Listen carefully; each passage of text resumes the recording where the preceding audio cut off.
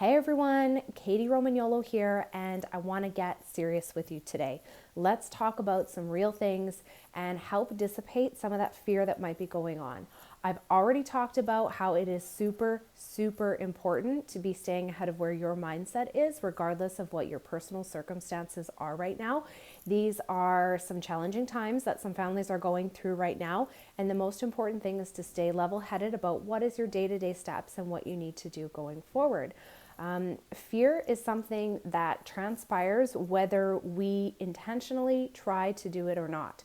Fear is something that is the bottom feeder of our society. It often does not help for coming to a resolution on factors to do with health or the market, finances and jobs and career. It definitely does not help in terms of your relationships and staying on an open playing field to make sure that communication and emotions are not really high and strong right now. So I want to talk to you about a few key factors that are going to help anyone through any struggling times right now, or even just going forward into the future in different categories of your life. So let's talk about the hero's journey. The hero's journey is a concept that some of you might be familiar with. It also might be a new terminology for you, and I highly encourage you to really dive deep in some of the content that I am going to describe to you right now. The hero's journey is a cycle of 4 parts, and the 4 parts have to do with where are we showing up and what is happening throughout each and individual component of life right now. We can use the hero's journey as a guideline for, number one, what might be happening emotionally within the context of your personal circumstances. But I want to play this up a little bit more for you today to really grasp what's going on here and to take this on more of a global scale. Okay, so hero's journey. We have 4 parts to this. The first being really the call to action. So this is a time in society where we may have had for a number of years that call for a need to change perhaps how we do things in society when it comes to our healthcare system. Also in terms of what are we doing on a day-to-day basis when it comes to work. I know a lot of people have been really for the idea of having telecommuting, having, home offices, and there's so many wonderful organizations nowadays that are really jumping on board with this. This has not been a new concept, but it has somewhat been an opposed concept in many types of industries, because how do we navigate the struggles that might come along with the things that we need to do in person?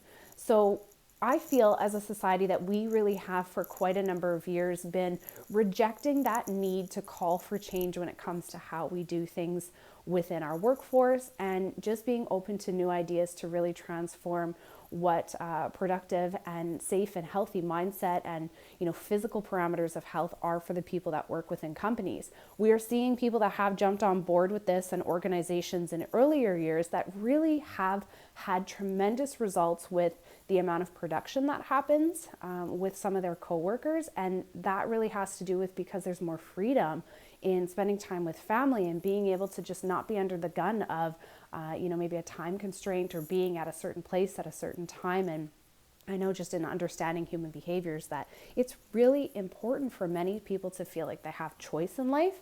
And that's one of the ways that industries can provide that option of choice and keeping people feeling fulfilled and wanting to show up and doing their work each day. So the first part of the hero's journey really is in that first section of life where it's like, okay, well, we know that we need to do something different here, but what are we kind of refusing to look at? What is being perceived as obstacles that are coming through as excuses? You may be looking at this cycle as a way to determine where am I in life right now in terms of maybe my career, my finances, my relationship, and you really can apply these 4 cycles, these 4 quadrants of how we move through things to each and every one of your situations. So if you're in that first part, if it resonates with you right now, I'm talking about a global scale, but let's have you really dive into thinking about how does this affect me and what is it that I might be, or where is it that I might be in my particular cycle of life. And if you're finding you resonate with that first part, which is, feeling like maybe you're turning down opportunities, but you might need to be doing something a little bit different, but there's a lot of excuses that are coming up as to why you can't. Maybe it's time constraints, maybe it's financial, whatever it is that pops up. Just know that this can be, in some circumstances, a way of self-sabotaging, refusing to kind of look at the things that maybe you're really being called to do or to know or to be. That's the first part of this. As we move through this cycle of the hero's journey, the next part is really a shifting point that gets into having a little bit more awareness about what it is that's going on. In this phase, what can happen is people start to pop up in your life that are more like-minded. Maybe you're having some mentors or coaches that are really coming through as resources for you, and you're starting to have that more open mindset of, hey, I already know that there's something that I want to shift about what's going on, but I'm open to hearing about how we can maybe move forward into new opportunities and take advantage of new resources. So in this second part of the hero's journey, really it's about starting to articulate and understand what the goals really are, but then in also perhaps having some opposition to it. Be prepared in the phase 2 of whatever your journey is at whatever point in life, that there's a very high possibility that you will be tested on some of these opinions or goals or things that you want or shifts that you're trying to make in life. And what can happen for some people is when you're being tested, that can be misconstrued as, hey, this is a sign that I shouldn't be doing this. Well, yes, I truly, firmly believe that we have signs and get guidance as we go along and to translate into the direction that is the correct path. But know that having some of that resistance is also part of the process in pushing through and getting to the next side and getting through to your breakthrough and really making sure to connect all the dots as you're going. So this second phase of the hero's journey is really the part where you're feeling open, where there is more possibilities potentially popping up. Maybe you're saying yes to some of those opportunities that you might not have been saying yes to before, but then also sometimes maybe they're being derailed a little bit. So maybe it's that you're agreeing to show up to some type of speaking engagement or a new project or something, but then there's a little bit of challenges that pop up with that particular project, and it's kind of testing your limits, and it's like, do we really want this? Is this something that you're willing to put your energy into? And just know that that is part of the natural cycle of what's happening with your journey. When we get back to the global scale of what's happening right now, I really do feel that this part of the journey with the world is where we've started to see in the past number of years where there's some true leaders that are stepping up and having some very, in some cases, controversial opinions, but having also a lot of these mentor type people showing up to be advocates for how we are, doing things when it comes to human rights and to the evolution of our planet and what we're doing for the environment, and having some more resources pop up with that. But at the same time, we've been heavily tested on how these resources are coming through. How does it really show up in terms of our society, and how do we really mesh what we need to do with our current state of the world and our health and the environment, and what is it that we need to do? There's a lot of testing that has been going on in the past number of years, and especially recently. Now, as we move through this cycle, the next part, so phase 3 of the hero's journey, is all about really having that ordeal happen. For some of us, this is where that dark night of the soul occurs. And I've been through this myself in several different areas of my life where it's just like, how are we going to get through this? Where is the lull either going to, take us down, or are we going to be able to fight through this? It's where chaos happens and drama shows up, and challenges are really seem to be coming out of the woodwork in every which direction. And there doesn't feel like there's progress being made at times like this in the third part of our hero's journey, but knowing that this is really a test of faith. A test of faith to keep pushing through the things that need to be pushed through, and to know that there is something on the other side of that. As we work through the third phase and kind of coming around to that tipping point and moving past that, it's where we might start to see glimmers of hope and having some of the rewards coming through. Now, when it comes to the global scale right now, I really do feel that we are in this third phase of what's happening on a global scale. And now I'm not talking about the global scale of health. I am talking about where our mindsets and our spirituality and where our, everyday thoughts go, and just cutting through all of that day-to-day stuff that in many cases is detrimental to the overall well-beings of our family and of ourselves and our future and the planet's future. And as we perhaps sit in some of the harder challenges of where phase 3 is for the world, this is coming through in this big test of faith of how do we band together as a community and make sure that we are supporting those who are more vulnerable, knowing that, you know, the part of this particular crisis that may be happening on different varying scales depending on where you are in the world is that how do we come up with a solution that is going to work for everybody? How do we make sure that what we're doing is helping people through the parts that are the dark night of the soul potentially for them, where this is triggering a lot of past trauma and things like that that may be happening. And just know that if you're in a family dynamic where for whatever reason, or even friends or close circles, where you're finding that one or two of the people of the group are really, you know, hitting their stuff, that are really in a place where they're very fear-based, or they're having a lot of negative emotions, maybe it's sadness, maybe it's anger, whatever it is that's coming forth, just know that it is very, very possible that in circumstances like this, where there's a lot of negative news happening, and then there's a lot of, you know, fear-based agenda that's happening in conversations, unintentionally or intentionally, regardless, know that it has a high probability of triggering old traumas. So by old traumas, I mean many of the times that it is going to have absolutely nothing to do with you. If you're finding within all of this, you know, social distancing where we're staying home, I'm at my home office right now and I'm spending a lot more time with my husband who is here as well.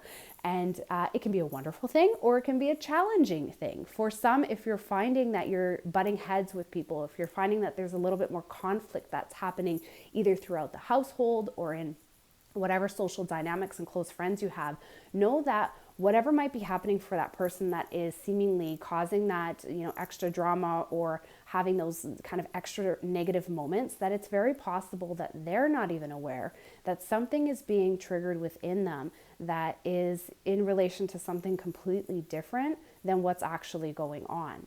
So an example might be this going to the grocery store and seeing that, you know, there's not 100% of everything that we're used to seeing there. Yes, we still have a lot of food. We still have everything that we need. There's a lot of people willing to help and we're slowly getting things restocked. But what can that really trigger in somebody that might have in the past dealt with a lot of scarcity? Immediately, we don't realize the unconscious connections that are made in just the simple thoughts and motions that we do throughout the day. And that comes through in our behaviors. So just know that if you are having some more challenges directly in terms of relationships that aren't necessarily, you would think, directly involved with what might be going on with the global planet and global climate of what's happening, just know that it might not have anything to do with you or the relationship, that it could be something internally that's happening with them. And to take a step back for a moment and say to yourself, okay, what does this have to do with me? This conflict, this drama, this whatever, you know, argument that's happening, or how I really feel negative towards this person because they're really blowing this out of proportion and I just can't understand why they can't see my point of view. Take a step back and ask yourself, what does this have to do with me?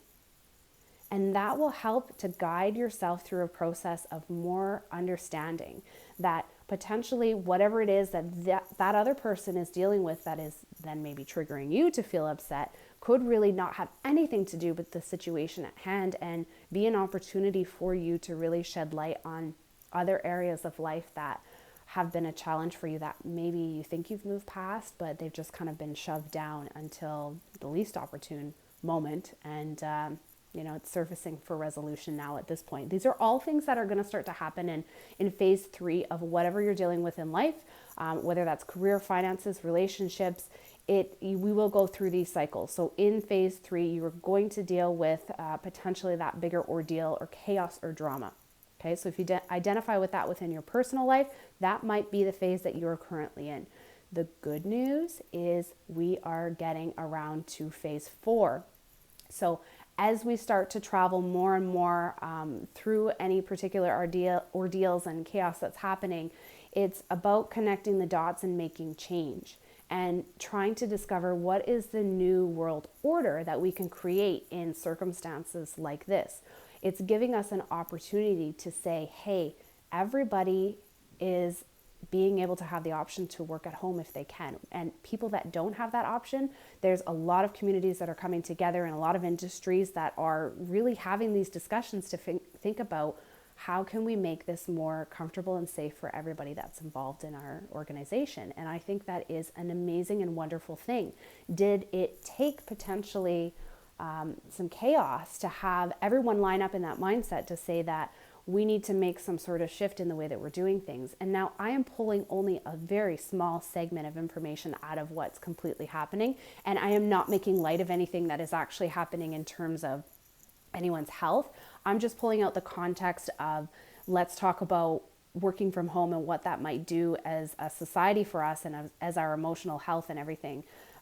The benefits that we might have with that. One of the things that's been said in the background is, in having everybody working from home and having this sort of break that's happening, in some of the countries that have done this for more of a wider scale or more of a long term than we're starting to deal with here, they are seeing some really amazing positive benefits to the environment, and having a lot of pollution and things like that recovering over these city centers that are normally extremely bogged down with daily activity and travel and things like that. So there's a small glimmer of something that is positive that happens throughout that. And that's sort of an indicator as we walk through the third phase here, or if you're starting to walk through that in your personal life, that there is some reward that's coming at the end of this, that we will move through, things will shift, and no, we don't know exactly how, but there is a cycle that tends to fall along with this. So as the fourth cycle, which kind of completes that circular motion of the hero's journey, comes about,